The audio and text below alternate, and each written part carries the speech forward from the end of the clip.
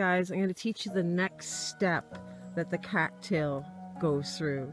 I taught you about how you can use the gel in the bottom for so many things. The next thing you're going to look for, it's happening right now, is it'll form this little green thing.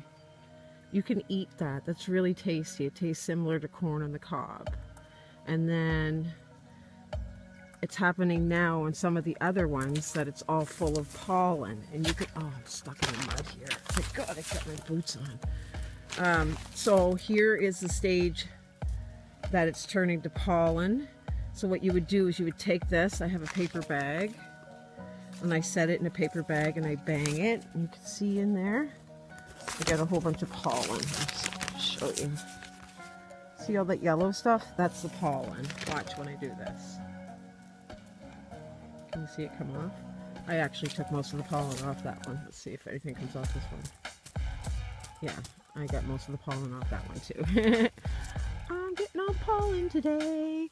So the pollen is, I see one over here that's deep swamp. Ooh, I'm getting up close to the top of my rubber boots. Here's a good one. Watch. See that pollen? That is powerful powder. What you can do with that is you collect it into a bag, then you take it home. Oh, stuck. Oh. Hear my boots? Like, you take it home and you strain it with a strainer because there's going to be a trillion little bugs in it.